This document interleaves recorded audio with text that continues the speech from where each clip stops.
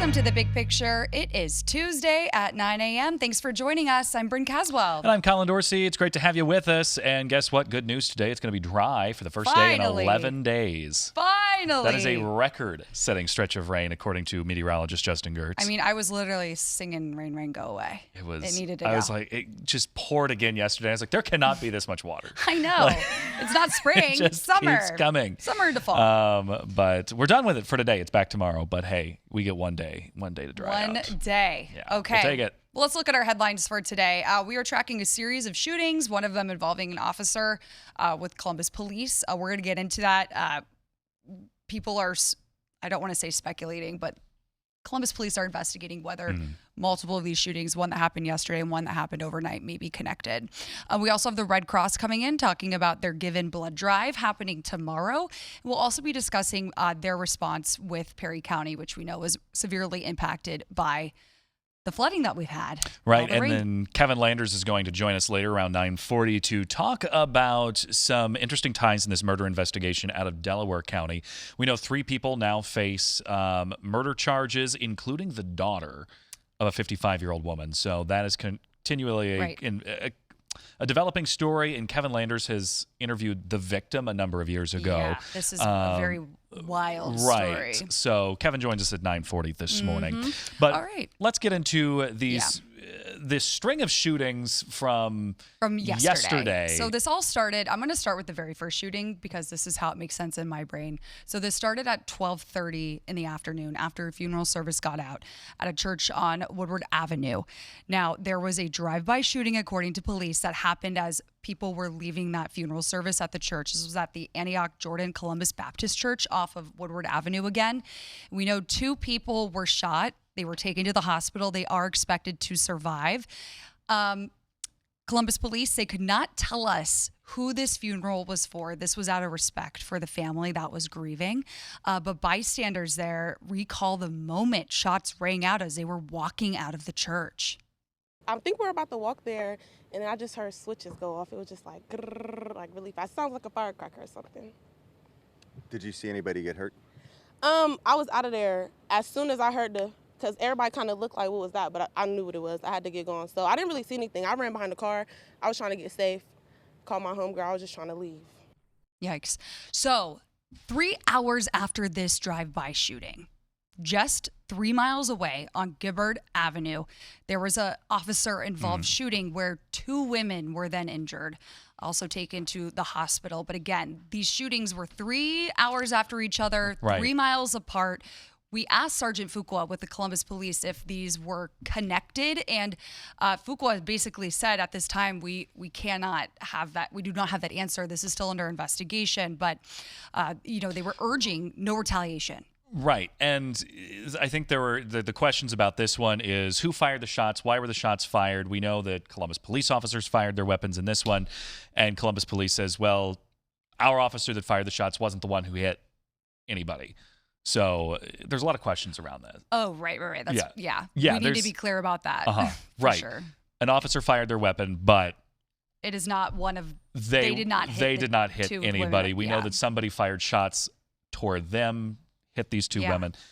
A lot of questions, some new information kind of coming out, but very slowly. Yeah, very slow. So they're still investigating all of that. But again, Well, victims in stable condition, though, at least according to the latest update that we got around 7 this morning from Columbus Police. Good news, but just a lot of violence transpiring. Yes. So, okay, we'll keep DCI following that. Is obviously being called in.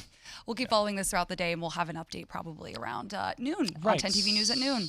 Okay, we're now going to go up north a little bit to Toledo. There was an awful explosion that happened. 2 explosions at an industrial building. We got to pull up the video. This is really just devastating. You can see how thick this smoke is. The flames are shooting from the building. Now, this all started at 5 a.m. in South Toledo at an industrial laundry building. So at that building, they, launder uniforms. Launder uniforms. It's those trucks that you see going around picking up nursing uniforms, factory uniforms, things like that. Restaurant uniforms, towels, things like that. So As fire crews in Toledo were responding to the initial explosion, there was another explosion, according to the fire chief, and then part of the building collapsed. We know right now 2 employees are unaccounted for.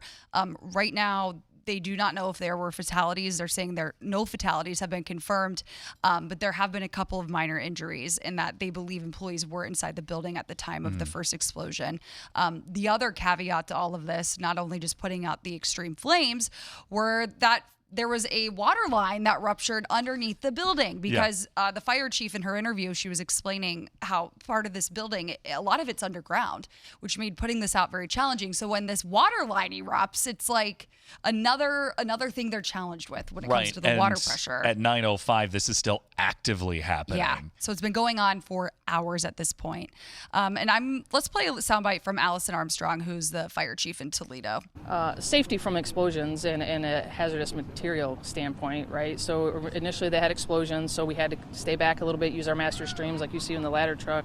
But also there was a water line that ruptured in the building that gave us really low water pressure. So, we had to tap a couple different hydrants, and we were having issues with that so we could get the water shut off. One thing after another with that. And WTOL, our sister station up in Toledo, they did speak with a bystander who was in the area when they first heard the explosions, and this is what he had to say.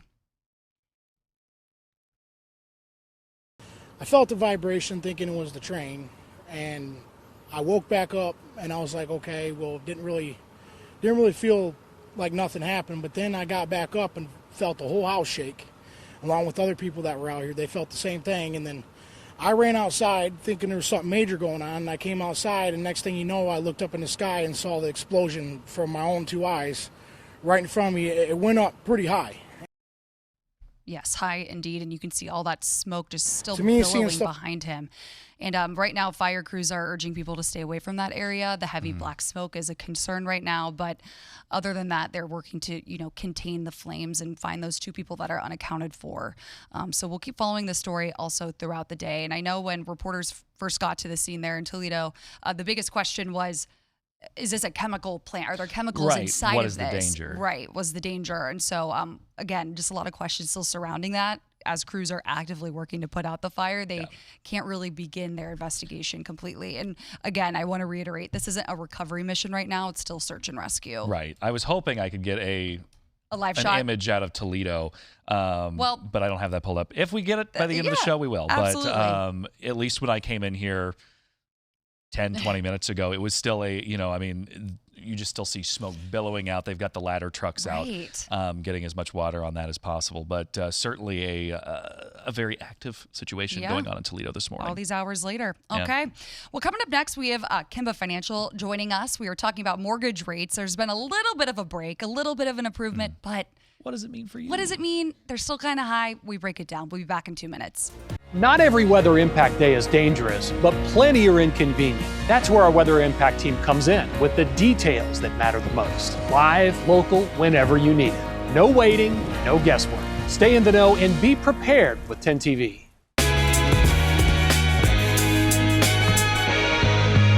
All right, 9:10 on your Tuesday. Thanks for hanging out with us here on The Big Picture. I'm Collin. She's Bryn. Right now, we are talking about mortgage rates. Obviously, Central Ohio has been kind of a booming market for quite some time. And right now, we are joined by Dawn Brahma from Kimba Financial and Realtor Courtney DeWald. Thanks so much for coming in. We know that for buyers looking to buy, mortgage rates have played a huge factor in making that decision of, is now the time to do it? There were people got a little bit of a break. Mortgage rates fell slightly, but when it comes to that, how much do these slight drops mean to somebody looking to buy a house long term? Yeah, that's a great question. When you think about mortgage rates, rates come up frequently in questions that I have and conversations that I have with individuals. When we talk about rates, it's really important to think about historical context. While mortgage rates feel very elevated today, and yet we're seeing some slight improvements, compared to the COVID years when rates were in that 2 to 4% range. Those rates, were truly a historical anomaly. Excluding 2020 and 2021, the historical average mortgage rates have been roughly around 7.5%. So current mortgage rates right now in the 6.5% to 7% range are actually below the historical average. And while we're hoping for more and for further cuts, most economists really feel that and expect that the 30-year fixed rate mortgage will remain in the 6 to 7% range through at least the remainder of 2026. Okay, so still kind of high there for people. I mean, compared to like 3% we're talking. But Dawn, how do people who are navigating the market for the first time, how should they approach this when we're hearing that these interest rates are basically kind of stay in that 6% range? Courtney? Yeah, sure. I think it's really important to talk to a lender and understand what does that mean for your monthly payment? What can you afford? It all depends on how much cash you have to bring down. And then there's lots of different programs that Dawn's going to talk about as well that can help different people. So things like first-time home buyer, or even for people who are seniors over 62, there's special programs that they can have. And yeah, those programs are awfully important. I know younger people tend to turn to those first-time home buyer loans. There are certain ag loans that come into play when it comes to buying. Where should you turn to start looking into these programs? Who can help you navigate these programs? Yeah, absolutely. I think it starts, as Courtney said, it starts with the lender. There are many consumers believe that you need a perfect credit score and a 20% down payment to buy a home. In reality, the great news is that lenders can offer a lot of special products to help, and there are also government-backed programs, as you guys already mentioned, that allow eligible home buyers to purchase a home with as little as 3.5% down or even no down payment at all. A lot of these programs also offer assistance with closing costs, with mortgage insurance, and reduced qualification requirements. You've already mentioned a few. Veteran loans are also part of what's offered. FHA loans offered by the Federal Housing Administration offer mortgages to individuals with lower credit scores and allow for lower down payments. You mentioned the ag loans. The Great Neighbor Next Door program helps teachers, helps firefighters, law enforcement officers, and EMTs purchase specific homes in areas designated for revitalization. And the Ohio Housing Finance Agency, or OFA, as it's commonly called, helps individuals overcome the largest barrier for many first-time home buyers, which is cash for that down payment and those closing costs. Again, different lenders offer different programs, so it's important just to ask questions and understand what those programs are that are available to you. Right, and shop around. So when it comes to actually putting down an offer and doing it quickly, I mean, this can be a competitive environment for first-time home buyers in particular. How would you advise someone navigate that? Yes, being ready to make an offer quickly is very important in this market for sure. So number one, understand what you can afford, which is working with the lender, but also what's the price that's right in the area that you're looking at to make sure that your offer is competitive. Make sure that you have a pre-approval ready. That is really important. Sellers want to sell to somebody who can afford to buy their house. So that's needed getting into this. And then lastly, work with your realtor ahead of time to understand what are the different aspects of the offer that you can navigate. And then you can offer different things and to really make that offer more sweet. So those are things like putting more earnest money down, maybe days to close, you can shorten that. And then also we're seeing a lot of escalation. So if you think there are going to be multiple offers, you can offer an escalation, which can increase your price, but you can put a max price to that. And a lot of the times, that loan and what you can get, besides being tied to your income, the bank is only going to put forward so much that is tied to the appraisal value. We know that also goes with what are comparable houses in that neighborhood, but we might see list prices way higher than that. That's something that you have to take into account when making that offer. Is that even really worth it? Yes, you definitely need to think about what the house is going to appraise for. So there's something called an appraisal gap, and that is when your offer is more than what your appraisal comes in for.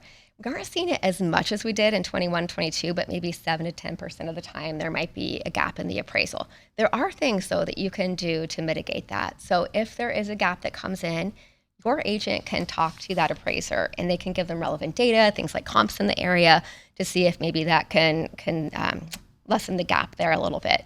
You can also talk to the seller's agent and see if maybe they'll change the price a little bit, because if they're going to see an appraisal gap if they had another offer. And then lastly, you can bring more cash to the table as a buyer, which will help out too. Always more cash is better, right? So what advice do you have for home buyers maybe first-time home buyers or not, but I mean, with this economy and the way interest rates are looking, that might be nervous about, the money that they're putting down. They're having to put down a lot of money, and then they're having a high interest rate. What advice do you have for them when it comes to all that?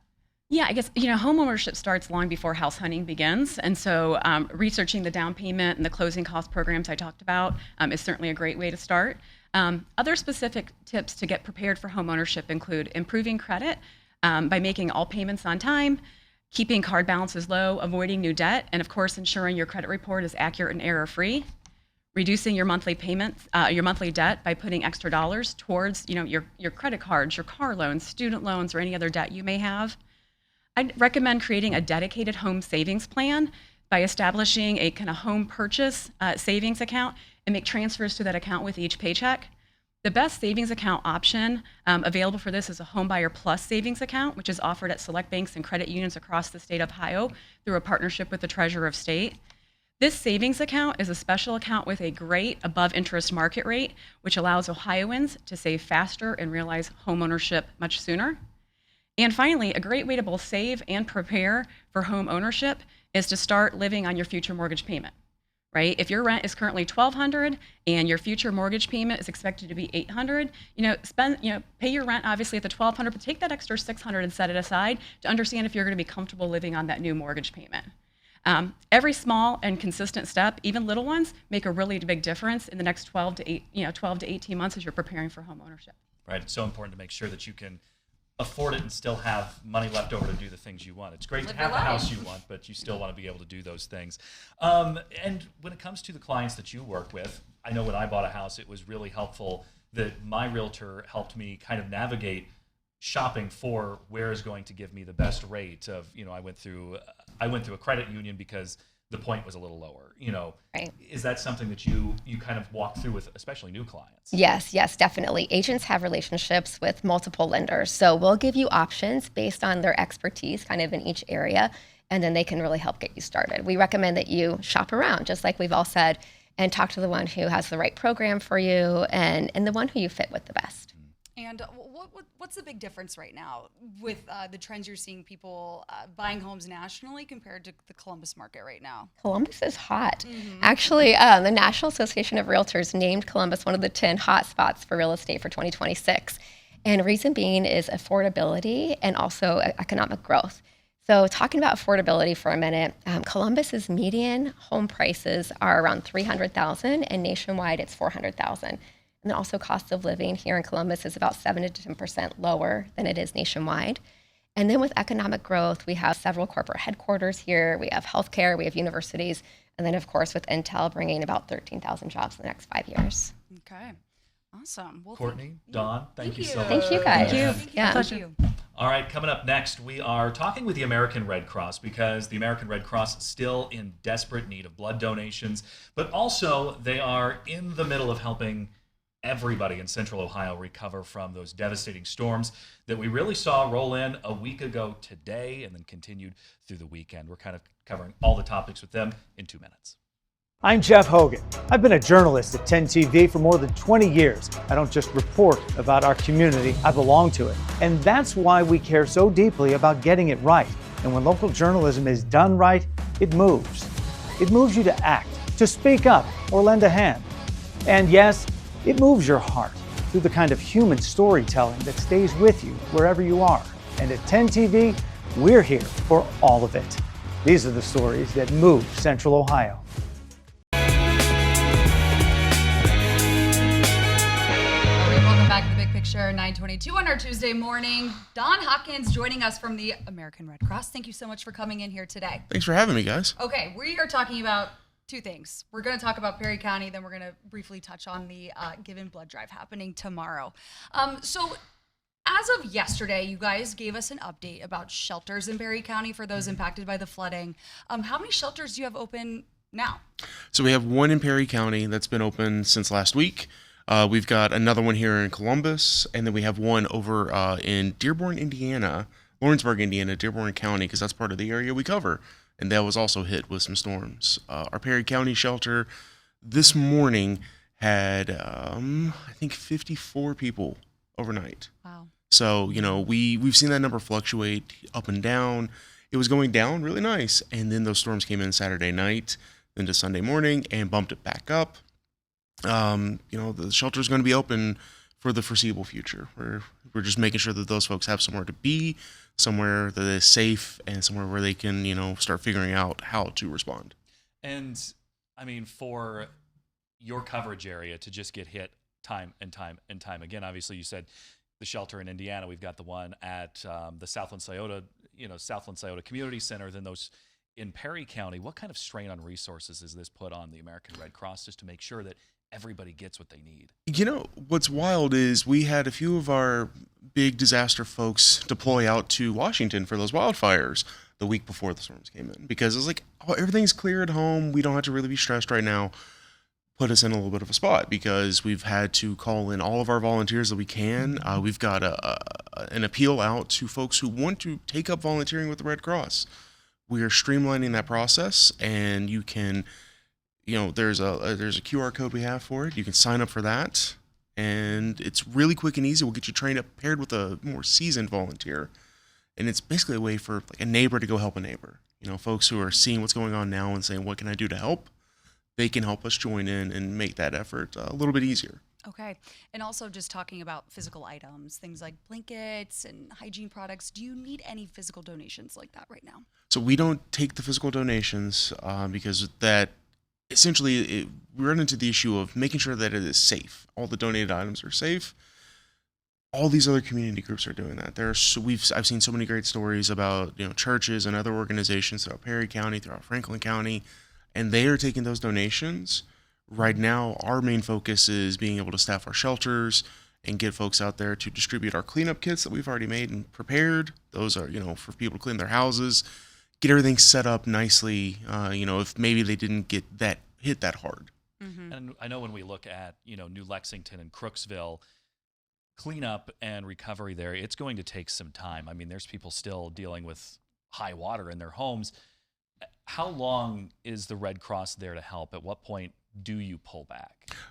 We don't fully pull back ever because we are always in these communities, always standing ready to serve. The shelter will close eventually down there in Perry County, but our services and our efforts to help those folks will not stop. So, whatever recovery looks like, we are there to help them the whole way. Okay. You guys are not leaving anytime soon. No, try not to. Absolutely. And this kind of translates into this blood drive that's happening tomorrow. Where did that idea come from? What's the need right now? So we always try to do a big blood drive in the summer because we are usually in a spot of bother every summer with blood donations. I talked to you guys a few weeks ago whenever our blood shortage started. Happy to announce that the blood shortage, the blood crisis has ended.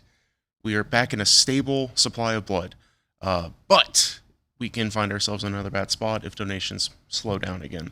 So having this blood drive on Wednesday, because today's Tuesday, having that blood drive Wednesday is going to be massive to help us keep that supply strong going into Labor Day, going into the start of school, and making sure that we are there prepared for anyone who has an emergency need for blood. Yeah, and it's easy to sign up. You can also just walk in as well, and they'll get you in the queue. But you can go to 1-800-RED-CROSS to sign up, redcrossblood.org, or you can text GIVE to 614-460-3345. And, of course, we will send a link right to your phone on how to do that. Right. That starts at 8 a.m. tomorrow at the Columbus Airport Marriott. And it's really an easy process for somebody who's donated blood. It's fast. I mean, depending on how hydrated you are. I mean, they get you, those volunteers, they get you in, they get you rigged up, and really you're in and out in a matter of half an hour. Yeah, our volunteers are the ones working the desk there. They'll welcome you in. Then we got our fully trained staff that will do all the actual blood donation process. They're the best people in the world at this. If you're coming to donate blood, please hydrate. That is seriously the key. Like the blood will flow if you're hydrated. If you're not hydrated, it's going to take a little bit longer. Yikes. Drink that water. All Please. right, Don. Well, thank you so much. We really appreciate you coming in. Yeah, thank you guys. All righty. We'll be right back in 2 minutes. I'm Yolanda Harris. I'm a journalist at 10 TV News. I don't just report about our community, I belong to it. And that's why we care so deeply about getting it right. And when local journalism is done right, it moves. It moves you to act, to verify, to volunteer. And yes, it moves your heart. through the kind of human storytelling that stays with you wherever you are. And at 10 TV, we're here for all of it. These are the stories that move Central Ohio. Joining us right now, we have CEO of the mobile company out of Boston, Aaron Tonka. Thank you so much for joining us today. Thanks for having me. Hi, Bryn and Collin. Great to be with you. Hi. And good morning. Good morning. To residents of Columbus. Awesome. So when we're talking about Our Voice, Our Choice, One Project, for those who may not know exactly what this is, please explain it simply for us. Yeah, very happy to be here, and congratulations to the people of Columbus, Council Member Bankston, all the members of the City Council, and all the community groups and residents who have been volunteering diligently to design and launch this process in the City of Columbus. Our choice, our voice, our voice, our choice. And this is a participatory budgeting process, and participatory budgeting, it's a bit of a mouthful, but it's also very self-explanatory. It's where people get to participate in setting our budget together. And, as you described in the City of Columbus, this will be $1 million for each district, where everyday people, everyday residents can actually propose and then actually vote on the real ideas and how to spend real tax dollars in their communities. As a community organizer, I've worked in Boston for over 20 years, and what I found is that many of the best ideas for our neighborhoods, the actual understanding of what the real needs and problems are, all this information is held in our own neighborhoods by the residents who live here. But too often our political processes, as was mentioned earlier, are often done in back rooms with a small number of people with suits. And so here in the City of Columbus, it's amazing to have the fastest growing city in the Midwest joining this innovation and democracy. There are over 60 cities across the US and over 6,000 municipalities and governments across the world who are practicing everyday democracy in this way. So it's really great to be here. So when it comes to the kind of projects that people can bring forward during this process, what projects qualify, and then in the end, how are they picked and selected? Right. So in this case, the City of Columbus will be allocating what's called your capital budget, and the capital budget relates to really physical and built improvements. So in the City of Boston, where I supported the first youth participatory budgeting process back in 2014, the kinds of proposals that also you'll see actually on the City of Columbus's website now are capital improvements. And so some of my favorite ones in Boston that young people voted on are a public art mural, for example. They also really invested in improving the bus shelters. So they added shelters because it's so cold during the winter and hot during the summer, but they also extended free public Wi-Fi to these shelters. There was a lot of work done around parks all over the city, but also specifically trying to improve water fountain and water bottle refilling stations across the city. And so you're seeing similar proposals in the City of Columbus. I don't want to shout any specific out to tip the balance, but residents of the city can actually go onto the website right now.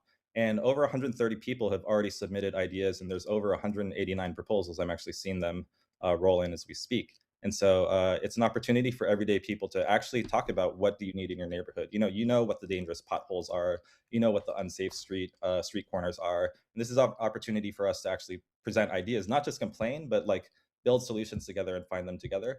And to answer your question, once these ideas are submitted, there's going to be hundreds of ideas from across the city that are submitted on this portal. The next phase will then be a number of volunteers, resident volunteers, and your listeners could join into that process. They'll work with city staff to identify the strongest proposals and then turn them into real projects with budgets and intended impacts. Those proposals will be shown back onto the common platform where this information is being held. And then starting in November 2nd, residents for about a month will be allowed to actually vote on their favorite proposals. And, again, this is different from some other kinds of government processes where, a decision maybe is already made and they're inviting people to come give input. Here, very simply, the proposals that get the most votes will be the ones that get funded, and you'll see those happen in your communities. So if a project wins, how quickly could residents realistically expect to see construction and really just see this project through? Yeah, that would be a question probably for the city specifically. But what we've seen is, these are part of informing the actual capital budget for that year. It's a formal budgetary process. And so in the same way that if you decide that you're going to fix street bumps in 2026, this same process will be on the same timeline. So hopefully we'll see these projects actually pop up as early as the following year. And obviously, and joining us right now, we have John Dawson, the CEO of Community for New Direction here in Columbus. Thank you so much for joining us today. Thank you for having me. We know your organization has been tasked with facilitating these gatherings to get feedback from people in the community. the city of Columbus tasked you guys with that. Tell us first about Community for New Direction. What is your role? I know you've been involved for 19 years. Yes. So Community for New Direction is a behavioral health organization that's been in business for 38 years. We serve kids from 5 to 18. We serve adults 18 up in mental health, substance use disorder, treatment. Our adolescents is prevention. So in this particular project, what we're tasked with is to facilitate idea gathering. The city came up with this great idea of setting aside $9 million for the citizens of Columbus to decide what they need in each of the 9 districts. I represent District 7, and in that district, we held a idea collection forum on July the 22nd. In that forum, you can just imagine it was a wide variety of ideas, all good ideas. What seemed to be one of the biggest was green spaces, sidewalks, lighting. We had some people that really looked at not just green space, but specific parks, that there wasn't a park in their general area. District 7 is very large. We have another idea collection scheduled for tomorrow, August the 19th, at Martin Luther King Library, 6 p.m. All are welcome. And in that collection, again, we expect a very large turnout. We've also taken ideas over the phone. We've taken ideas directly to the city's website. And District 7 is leading the pack of all 9 districts in ideas. Yeah. And District 7 is a good chunk of the east side of Columbus, and it's it's those older neighborhoods, very densely packed. I mean, everything is very close together. I know the city has made some efforts towards green spaces in recent years. Do you with this extra financial push, do you think that this is achievable now? Absolutely. And I think the green spaces at most, I've worked directly with civic centers or civic associations. And so when you go and you get down to micro and you look at, say, Old Oaks, that's a very small community. So a green space to them is very important, that they don't have to go over to Southern Orchard to go to a park. So yes, we've got a lot of green space, but we're talking about really walking distance for that community is what they're really concerned Making it about. accessible, yeah. Mm-hmm. And let me say too that District 7 is really from Franklinton to Driving Park, from Southern Parsons Avenue up to Milo Grogan. So it's a very large. That is a huge part of the central part of the city. Yes. Right. Yes. That leads me to the topic of money. The ideas that you heard pouring in from people at these meetings and over the phone. Do you feel like this is enough money to make some of these ideas come true? Absolutely. And something that I need to really ask the community now, our idea collection process has gone from July the 6th through August the 28th. The next part of this project is delegates. We're recruiting delegates and delegate facilitators. These are the people that's going to roll up their sleeves. And all of September, all of October, they will be the ones who decide what projects go forward. Then we start voting in December. Implementation should be somewhere around December 15th. Mm-hmm. So we need all the people that typically have great ideas to not just give an idea, but now want to take a step further and actually be a community member that makes a decision to change your neighborhood and neighborhoods like yours. And you have that opportunity to present that idea tomorrow, but you got to sign up. There's a way that you got to kind of you've got to reserve yourself a seat. Where do people go to do that? They go directly to Community for New Directions website. And our comms person, Cassie Kelly, is the receiver of that information, and she puts people on a roster. But I will say this, nobody will be turned away.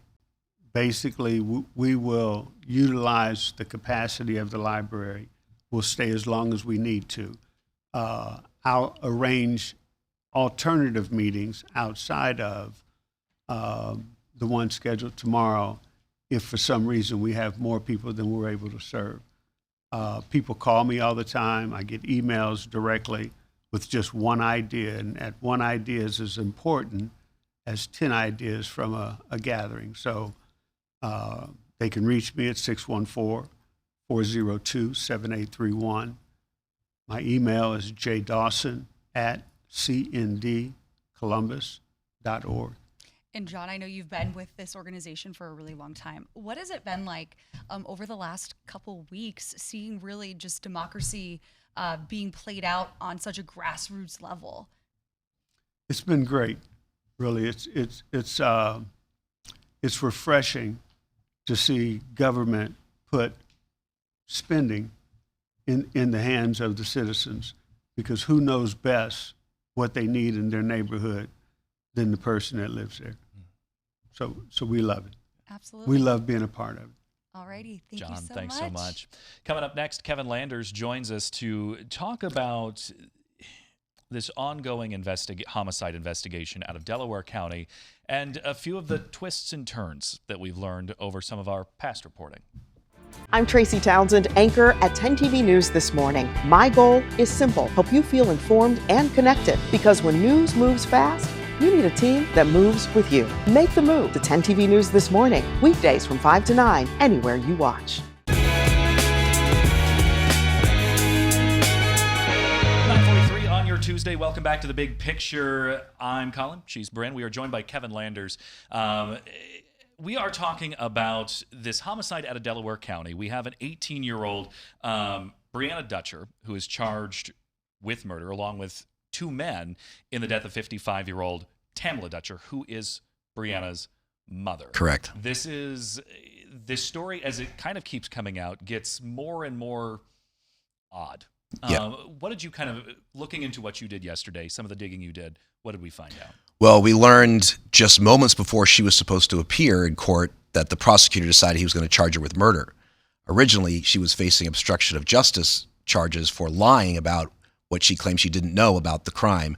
So we had to take a break, and they came back, and he charged her with murder. So now she could face 15 years to life if convicted. So that was one of those surprises that happened. We also learned that Brianna had a boyfriend, and that boyfriend is also charged with murder. And they apparently, according to this probable cause affidavit, her name was also on the apartment lease where he lived. Now, when you heard the 911 calls from the Friday when we did our story, you could hear her in the background saying, she doesn't know what's going on, didn't know how someone got into the house, claimed the door was locked. But then during the case yesterday, the prosecutor says, hey, by the way, we found text messages on her phone that she deleted and we recovered, and showed that she had been texting back and forth with the boyfriend about the crime. Yeah, Can you take us back to August 14th first before we play your package from yesterday? What exactly happened? Why did people come to that house, police officers? Well, the 911 call was from a gentleman inside the house, either her dad or stepdad, who said, someone just came in and shot my wife. And the 911 dispatcher says, did you see anybody leave? He said, he thought something like, I just saw the back of someone's head leave. And then he heard another shot. And then it was like, what happened? How did this happen? How did someone get in the house? I mean, this is a house that's off of, Bean Aller Road. It's not a major, thoroughfare. This is farm country, essentially. Delaware, yeah. So obviously everyone's, red flags went up. How did someone get to this house without anybody knowing? How did someone get in? There's people in the house, so on and so forth. So yeah, that's how it started. All right, let's take a look at that story from yesterday. The family of Tamla Dutcher sat in disbelief inside a Delaware County courtroom as they watched Brianna Dutcher stand accused of the murder of her mother, Tamla. You understand that, ma'am? Yes. I had interviewed her mother, Tamala, 2 years ago on an unrelated story about annoying robocalls. And that's how I feel. It's harassment. Court documents reveal the crime inside their Bean-Aller Road home may have been the result of a relationship Brianna had with Christian Evans, who was also charged with murder in the case. Brianna told detectives her parents didn't know about her boyfriend because they were, quote, very racist and would likely have kicked her out of the house. The family declined to talk after today's hearing. Prosecutors say after her arrest, they found text messages between Brianna and Evans talking about the crime. There have now been text messages that have been recovered from her phone that appear to be planning the crime in advance. I would note for the court that the messages were deleted from her phone, but they were recovered by law enforcement during a forensic download. Dutcher is also facing a charge of obstructing justice. Detectives say she lied about not knowing about who was behind the crime. 10 TV also learned that Tamala Dutcher was not the only target. Court records say Christian Evans tried to kill Tamala Dutcher's husband as he gave medical aid to his spouse. All 3 defendants were given a $3 million bond. If convicted, they could each face a maximum of life in prison. So do we think the second shot that the husband heard on the phone was the one that was intended for him? Correct. Correct. Wow. And what also is interesting that we learned, according to this affidavit, is how do we know that Christian Evans was at the house? Turns out his father had a cell phone tracking device on his phone. They retrieved it, and it had him located on Bean-Aller the night of the murder. Wow. They also have a neighbor who had Ring camera video of them leaving their apartments, the 2 suspects as well, and they found a gun holster in a dumpster. They found their black pants and I believe hoodies that they wore allegedly to the house to commit the crime. So they also have that evidence. So the evidence is speaking for what other people aren't saying. The prosecutor's saying, we have all this evidence, here's what we know. And you got to give credit to Delaware County Sheriff's detectives. I mean, this crime happened at midnight. They had an arrest within 9-10 hours later. This is moving fast. Yeah. I mean, it doesn't typically move that fast. Yeah. Having said that, when you were in court, did you try to speak to any of the other family members that were there?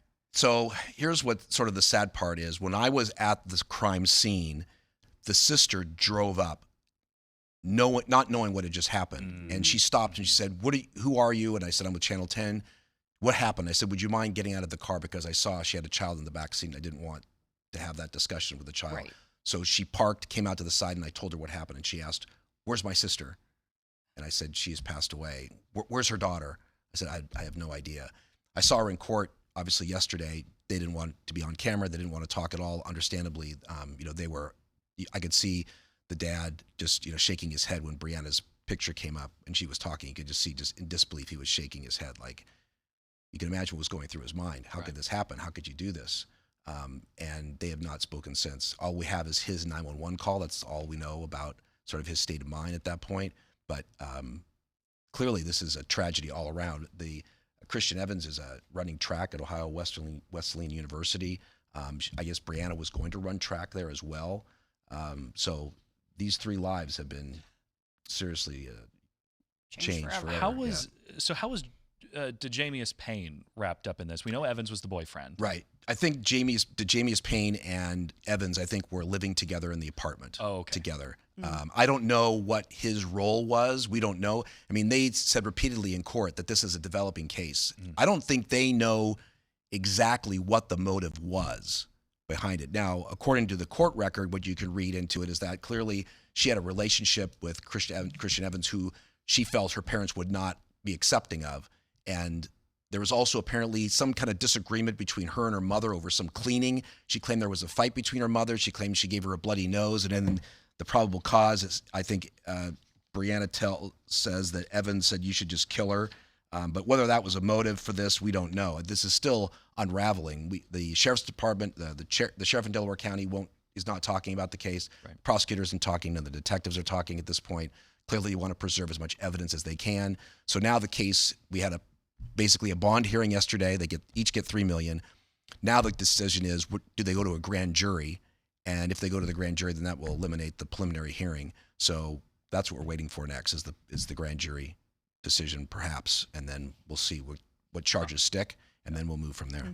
Yeah. And so when you heard the victim's name, Tamala Evans, did you immediately think, oh my goodness, I've spoken to this woman before? How did you piece all that together? No, the name did not ring a bell. It wasn't until I arrived at the house And I stood there and I thought, I've been here before.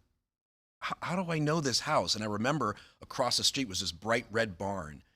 And I distinctly remember that because I thought it was really a cool barn. And I thought, oh my gosh, I know this woman. I interviewed her about a robocall story I was doing about how annoying they were, how you could stop them. And she had responded through Nextdoor saying, yes, I get them all the time. You can come out and interview me. And we did a quick little interview. And then I thought, oh my gosh, I know this backyard. I was here. And it was just so sad. I've never done an interview with someone, obviously, who's the subject of a murder.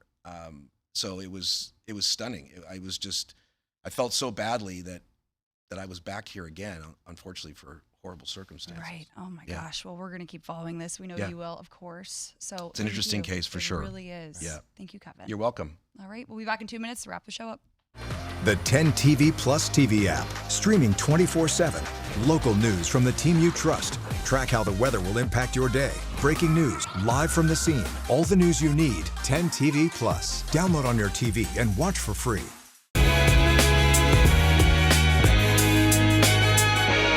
Welcome back to The Big Picture, 9:54 on your Tuesday morning. I'm Bryn. And I'm Collin. And we're talking about houses yet again. Yes, back to the housing topic.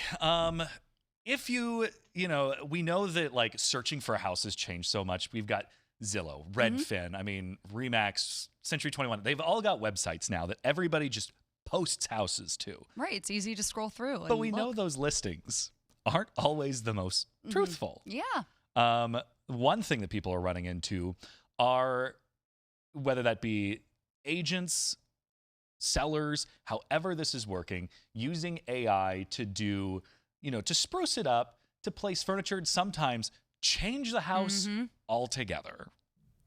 Could this be house fishing? More listings are using AI to add furniture, repaint walls, spruce up landscaping, even add windows. But when does virtual staging cross the line into deception or even fraud? It's floor-to-ceiling windows, and now they're tiny windows. That really is fraud. It's deceptive practices. It's false advertising. Real estate attorney Adam Lightman-Bailey says most states don't have regulations for agents creating AI-altered home listings. They can make it look like a new construction, immaculate place. The question is, how far are you going? I really don't see a court case. You need damages to win a court case, and there are no damages other than your cab ride or a subway ride to the space. On Zillow, you can redesign homes with the click of a button. Luxury, farmhouse, coastal.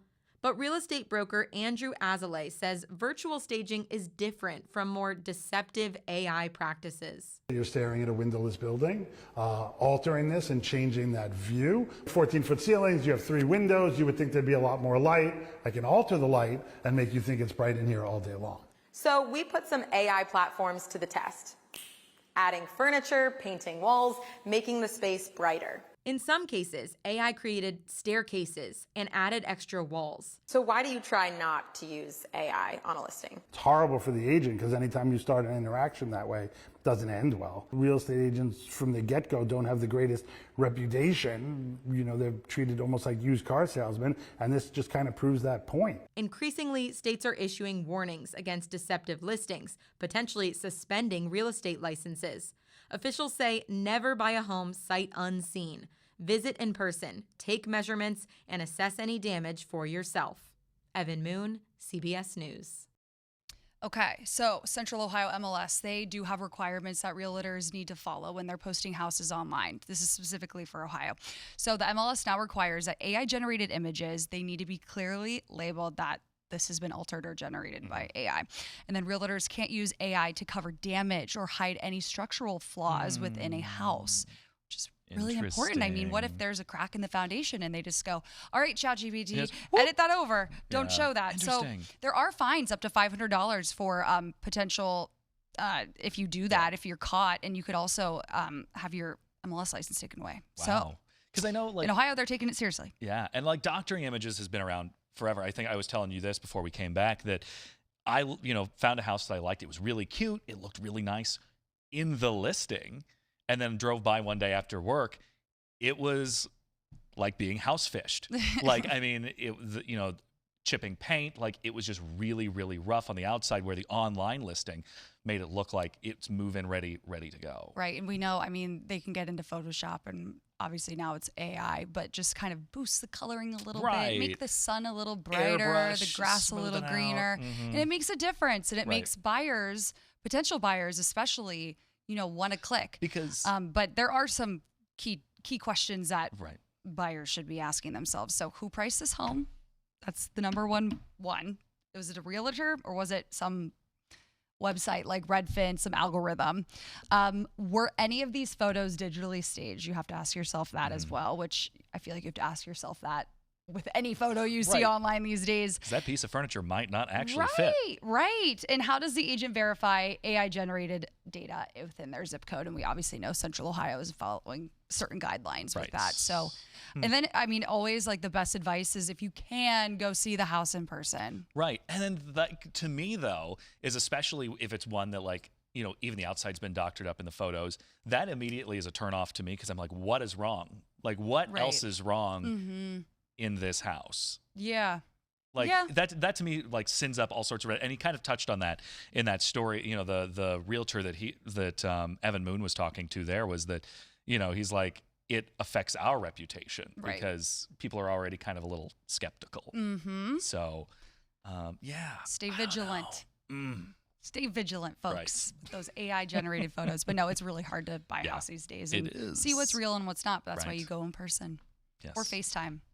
Yeah, a lot of people one. are doing those virtual tours now. Yeah. So alrighty, we'll that does it for us. We'll see you tomorrow at 9 a.m. on Wednesday. Bye.